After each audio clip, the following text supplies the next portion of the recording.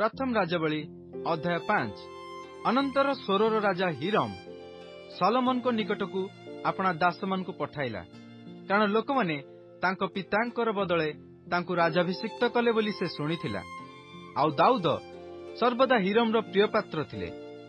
एणु Salomon Hiram निकट को एही कथा कही पठाइले, आपण जानती मो पिता दाऊद सदाप्रभु अपना परमेश्वर को नाम उद्देश्य रे गोटे गृह निर्माण करि पारले नहीं, कारण सदाप्रभु शत्रु मानकु तांकर पदतलस्थ करिवा पर्यंत तांको चारिआडे युद्ध खेरिथिला।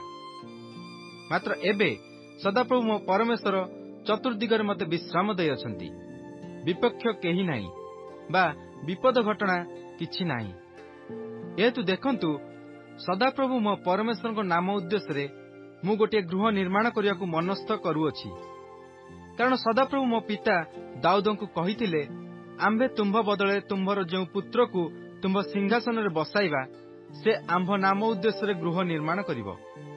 एणु एबे मो पई लिबानन रु एरस वृक्ष काटिबा को आपण लोकमान को आज्ञा देउंतु, पुनी मो दास माने आपण को दास मान को संग रे थिबे, आ आपण जहा कहिबे तदनुसारे आपण को दास मान को पई मु आपण को मूल्य देबी।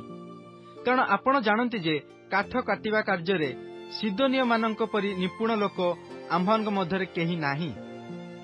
सेतबेले हिरम सलोमनकर एही कथा सुनन्ते अति आनंदित होई कहिला, सदाप्रभु आज धन्य हेउंतु, से एही महागोष्ठी उपरे दाऊदଙ୍କୁ एक ज्ञानवान पुत्र देइअछंती।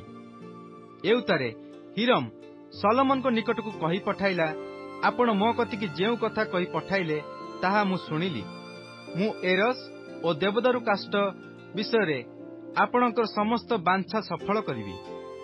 मो दास माने लिबानन ठारू समुद्र पर्यंत ताहा आनिबे, पुणी आपण जेउ स्थान निरूपण करिवे सेठाकु मु भेड़ा बांधी समुद्र पथरे पठाई सेठारे ता फिटाई देबी। तो आपण नेई जिवे, आ आपण मो गृह पई खाद्य द्रव्य जोगाई मो बांछा सफल करिवे।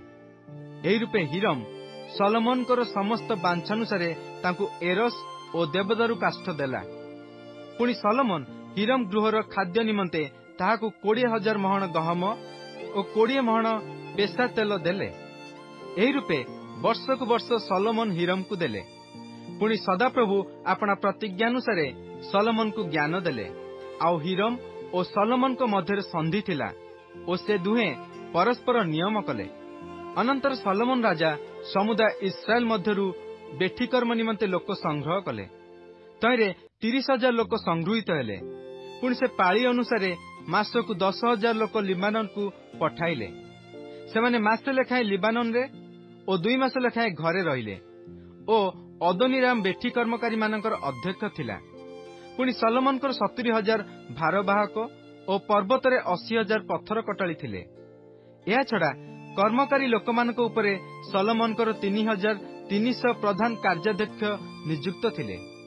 पुणी प्रस्तुत प्रस्तर रे गृहर भित्तिमूल स्थापन करिया निमंते सेमाने राजज्ञा रे बृहत प्रस्तर ओ मूल्यवान प्रस्तर खोलिले।